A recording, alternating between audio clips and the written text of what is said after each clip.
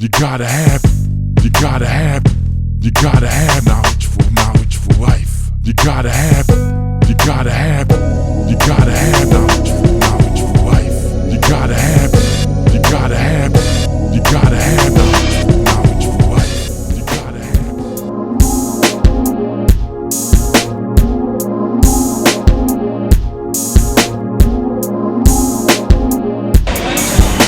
All right, next we have up a very powerful spiritual brother, Pastor Steve Salser. And I knew when I saw Steve that the brother was powerful, because my name is Steve. So we have our brother from Restoration Church of Jesus Christ, Pastor Steve Salser. Pastor Salser is the husband of Sister Lorenza Salser, the father of 3 beautiful daughters and 1 handsome son. The minister is also the founder of Steve Salser Ministries, where the mission is minister to the needs of the people. St. John 3 verse 17 declares, For God sent not his son into the world to condemn the world, but that the world through him might be saved. This verse embodies the spirit in which the pastor approaches his commission. Let's please give it up for our brother as we look to hear a very powerful word. Brother Steve Salser.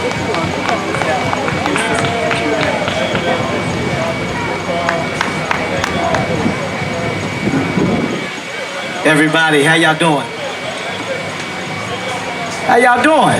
Right. Listen, I'm gonna need y'all to talk to me. That's right. I'm gonna need you to be engaged, because I think I got something that's gonna help us. Amen? Amen. Like he stated, my name is Pastor Steve Salser. I pastor at Restoration Church of Jesus Christ on the corner of Riverview and Vernon. But long before I was pastoring, I was in BBI, Black Brothers Involvement, with Marlon Shackelford. Long time ago. There he is, Shaq.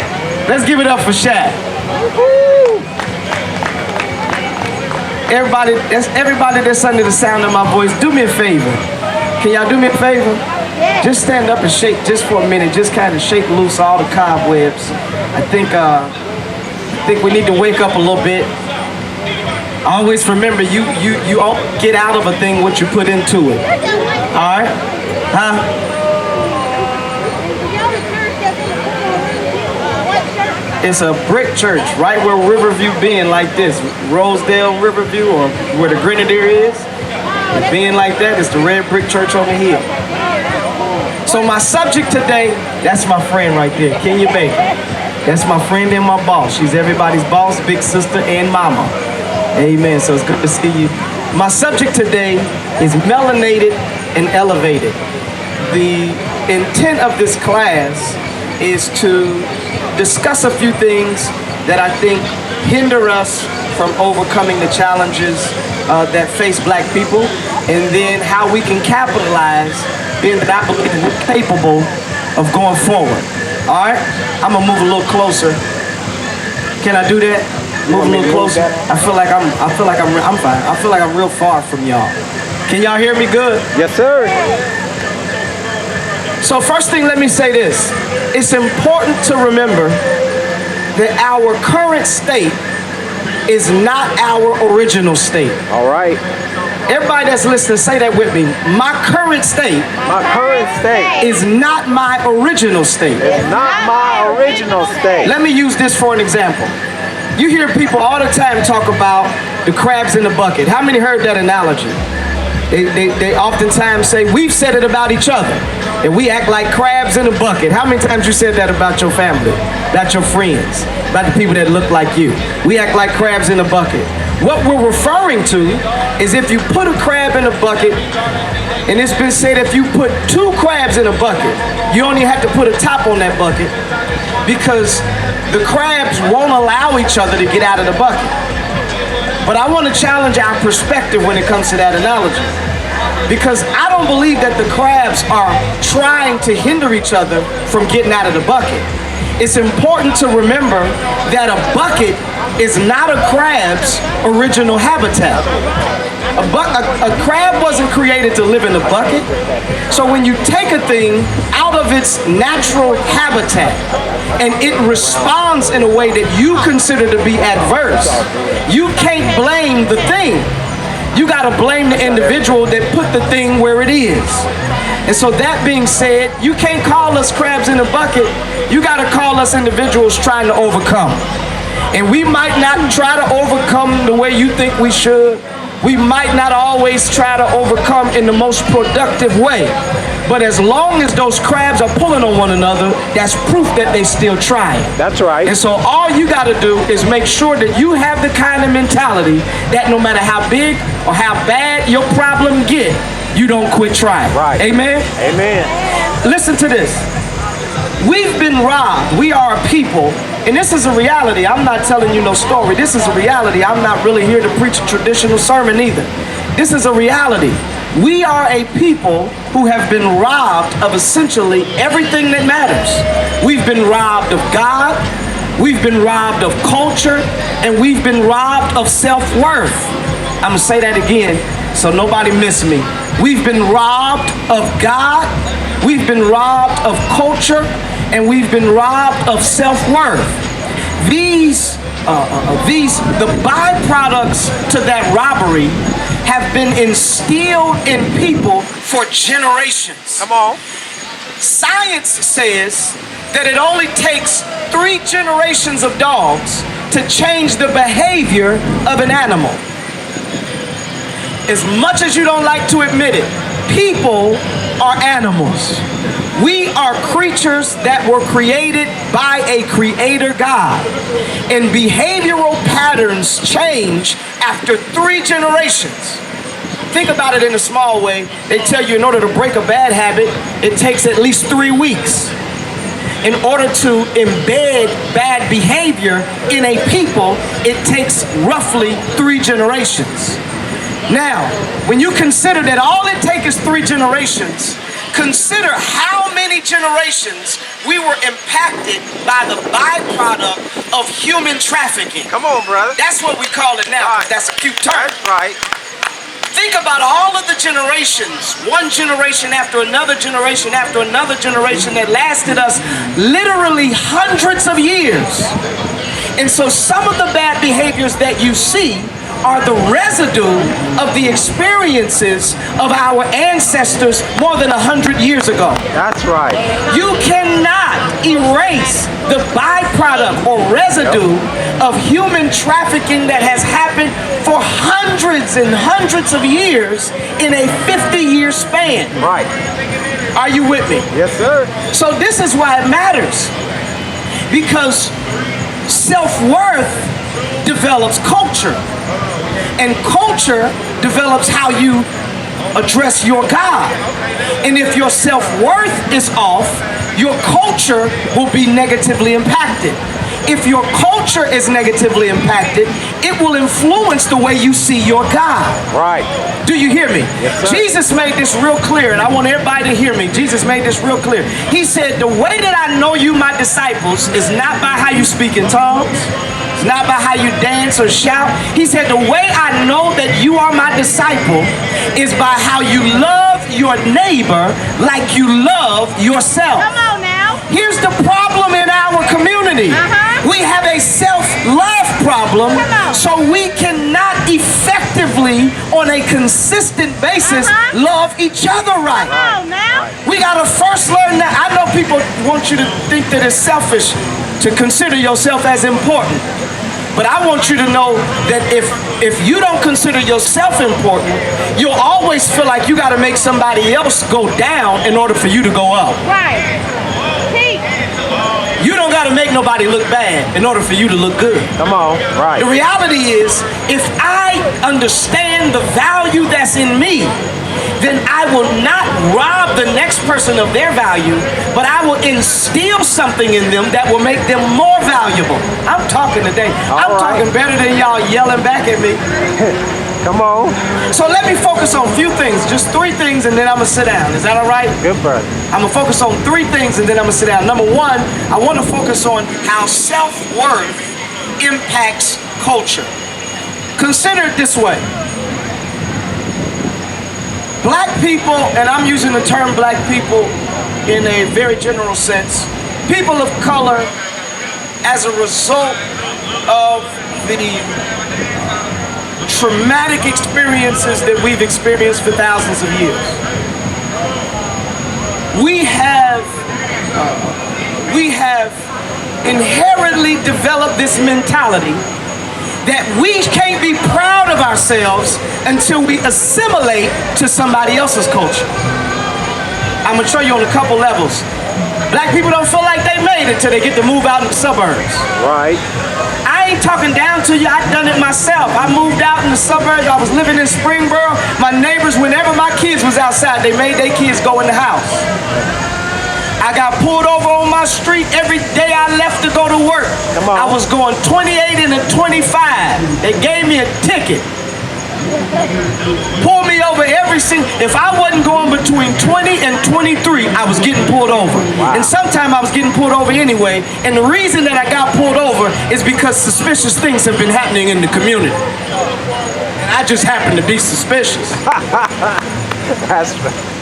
So the problem is, we want to assimilate to somebody else's culture to feel good about ourselves, when the reality is when we feel good about it, because diversity is not assimilation. Diversity is a difference of opinion, a difference of culture, a difference of idea, a difference even of color, and we still live in harmony together. That's diversity.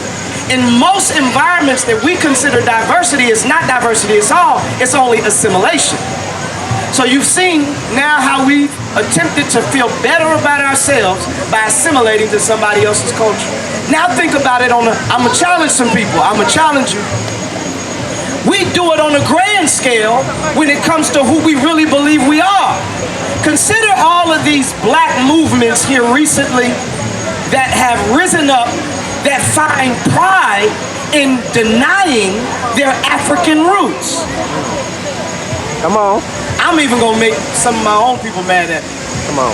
Find pride, feel good about themselves by embracing a culture that denies their African roots. Do you hear what I'm saying? Yes, sir. For an example, and I ain't mad at none of y'all, I want y'all to listen to me. Don't be mad at me, we can even talk about it after. My brothers, the Hebrew Israelites, they have pride because they feel that their culture now matters because they're Hebrew. And I'm not arguing that you might or might not be Hebrew. I think it's a historical context that has been thrown out the window, because the vast majority of all of the slaves that were human trafficked during the transatlantic slave trade came from the coast of West Africa. And the vast majority of all of the Hebrews that migrated into Africa migrated into northern, central, and eastern Africa. So it's very unlikely that everybody here that looked like me is Hebrew. However, it's not an argument that I need to have, because if you're Hebrew or if you're not Hebrew, you're still African. That's right. I'm gonna prove it. Abraham is considered the father of monotheism. He is considered the father of the Jews. Am I right? Anybody that know anything about history?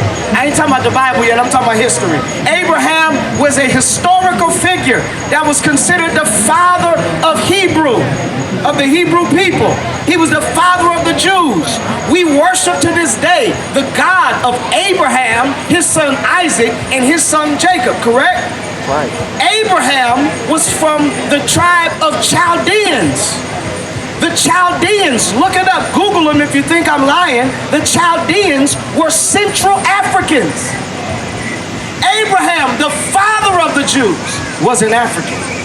So whether you identify with your perceived Hebrew roots or not, we are all still one people. That's right. And so versus us being divided and fighting, we have to find reasons to come together. Because when our self-worth is impacted, it introduces negative implications on our culture. Why in the world do we say we pro-black, but we promote music that does nothing but tear down our communities? Why in the world, if we say we woke, why do we celebrate prisoners returning home more than we celebrate students going to college? Come on. Right. That's a self-worth problem that has made our culture experience unhealthy repercussions. Do you follow what I'm saying? When we consider negative to be positive, that impacts generations after us. When we consider positive to be negative, it impacts generations after us. It's not just us though, don't get it twisted. They told you black on black crime is a problem, and it is, but so is white on white crime and Mexican on Mexican crime and everybody else's crime on crime. Because the facts state that you kill or be killed by the people that you live next to. So it's not inherently a black problem, it's what? A people problem. 93% of all white people that are murdered in this country are murdered by other who? White people.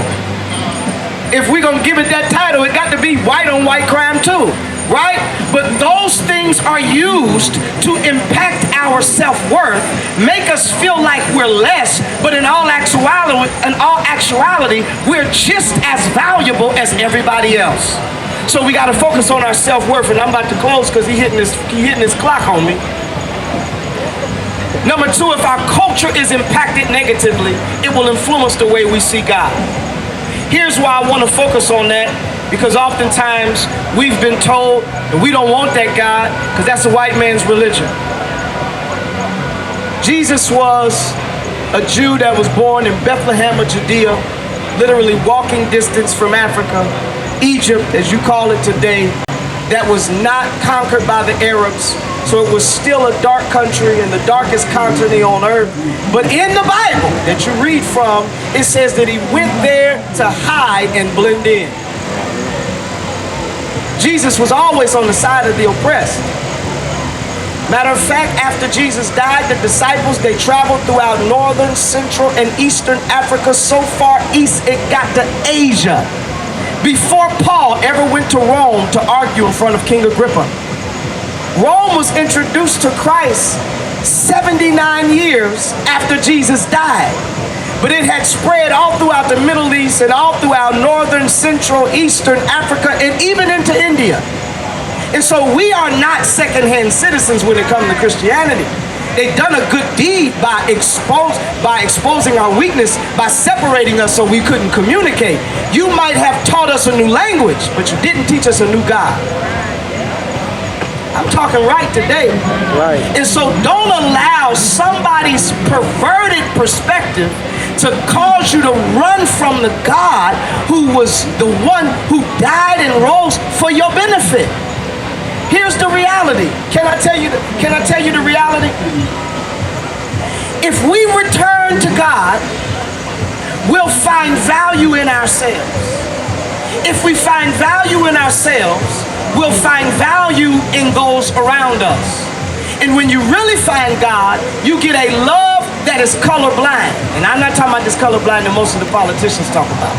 I'm talking about a colorblind that actually means you genuinely care for the well-being of every human alive. Because the one thing we all have in common is we are all a part of the human family.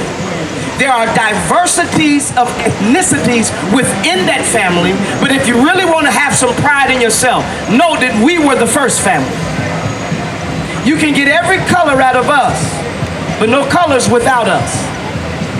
I'm not listening. I don't hear nobody, but I'm listening to God, though. That's right. If you want to impact culture for good, you've got to have an encounter with God. If you have an encounter with God, then you'll treat the people you meet differently. And I know this ain't an easy message to preach because it ain't a popular message and it ain't gonna get me in the president's office. But it's a true message because people are impacted by the culture that they live in. And the culture is shaped by our perspective of our God. I love you. God bless you. If you got any questions, because I talked about some heavy stuff and I tried to do it real fast. If you got questions about anything that I said, about anything, the historical component, the biblical component, the God component, the human component. I'm gonna come sit right down here. You bombard me. I got every answer for every question you got. And if I don't got the answer, the Lord will give it to me. Amen. I love y'all. God bless you. Be restored. You gotta have knowledge for life. You gotta have knowledge for life. You gotta have knowledge for life. You gotta have knowledge for life. You gotta have knowledge for life. You gotta have knowledge for life. You gotta have knowledge for life. You gotta have knowledge.